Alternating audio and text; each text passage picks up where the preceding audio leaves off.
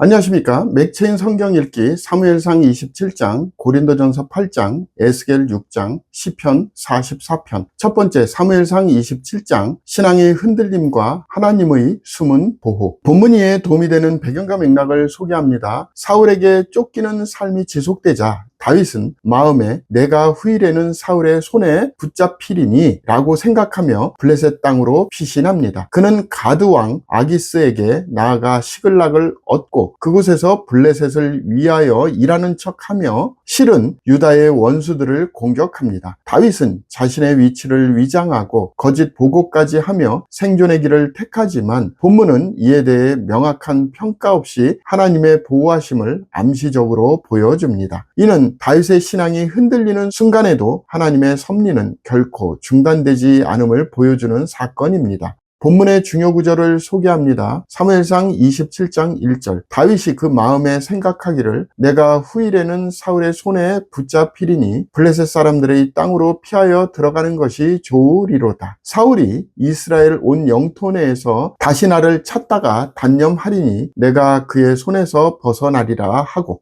본문을 적용하는 데 도움이 되는 가이드라인입니다. 오늘날 우리는 두려움 속에서도 하나님의 약속보다 상황에 따라 판단하며 위장하거나 타협할 때가 있습니다. 그러나 그러한 순간에도 하나님은 은밀히 우리를 보호하시고 약속의 길로 인도하십니다. 다윗처럼 신앙이 흔들릴 수 있지만 하나님의 계획은 변하지 않습니다. 실패의 자리에서도 하나님의 은혜는 여전히 작동하고 있습니다. 두 번째, 고린도전서 8장, 지식과 사랑 사이에서의 자유의 절제. 본문 이해에 도움이 되는 배경과 맥락을 소개합니다. 고린도 교회 내에는 우상에게 바쳐졌던 재물을 먹어도 상관없다는 지식이 있는 자들이 있었고, 반면에 양심이 연약한 자들은 그것을 먹음으로 죄책감을 느꼈습니다. 바울은 우상은 세상에 아무것도 아니며 라는 진리를 인정하면서도 중요한 것은 지식이 아니라 사랑이라고 말합니다. 형제를 실족하게 하면 곧 그리스도를 실족하게 하는 것이라는 선언은 공동체의 유익이 개인의 자유보다 우선임을 강조합니다. 본장은 신자의 자유에 대한 책임 그리고 형제 사랑의 우선순위를 가르칩니다.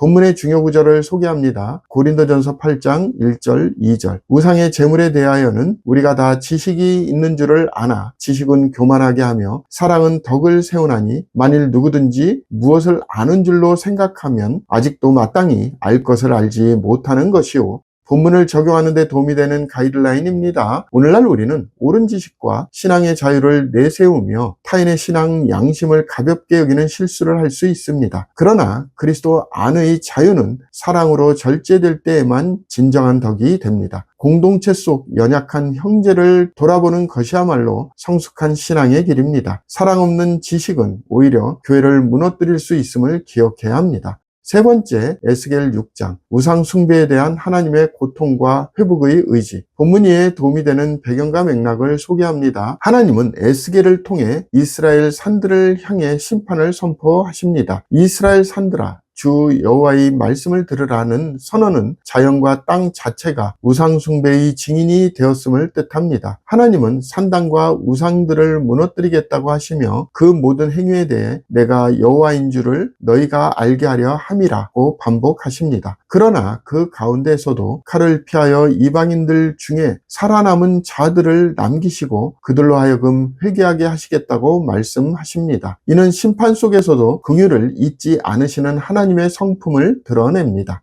본문의 중요 구절을 소개합니다. 에스겔서 6장 9절. 너희 중에서 살아남은 자가 사로잡혀 이방인들 중에 있어서 나를 기억하되 그들이 음란한 마음으로 나를 떠나고 음란한 눈으로 우상을 섬겨 나를 근심하게 한 것을 기억하고 스스로 한탄하리니 이는 그 모든 가증한 일로 악을 행하였음이라. 본문을 적용하는 데 도움이 되는 가이드라인입니다. 오늘날 우리는 우상을 묵상하며 섬기지는 않지만 삶의 중심에 하나님보다 앞세운 것이 있다면 그것이 곧 오늘날의 우상입니다. 하나님은 그 모든 우상을 무너뜨리며 자신을 온전히 섬기도록 우리를 돌이키십니다. 심판은 버림이 아니라 회복의 통로입니다. 하나님의 마음에 상처를 드리는 삶에서 회개와 회복으로 나아가야 합니다. 오늘의 마지막 본문 시편 44편 하나님의 침묵 속 믿음의 고백. 본문이 이해에 도움이 되는 배경과 맥락을 소개합니다. 시편 44편은 과거에 하나님께서 이스라엘을 위해 행하신 구원의 역사를 회상하며 시작됩니다. 그러나 현재는 여러 민족 중에 우리를 흩으셨나이다. 주께서 우리를 승냥이의 처소에 밀어 넣으시고 우리를 사망의 그늘로 덮으셨나이다. 라는 고백처럼 깊은 고난의 상태에 있습니다. 시인은 우리가 주를 잊지 아니하며 라며 하나님께서 자신들을 버리신 이유를 알 수 없다고 토로합니다. 본시는 신자가 당하는 억울한 고난 속에서도 하나님을 향한 믿음을 놓지 않으며 회복을 간구하는 신앙의 진실한 표현입니다. 본문의 중요 구절을 소개합니다. 시편 44편 21절 22절 하나님이 이를 알아내지 아니하셨으리이까 무릇 주는 하나님의 비밀을 아시나이다. 우리가 종일 주를 위하여 죽임을 당하게 되며 도살할 양같이 여김을 받았나이다.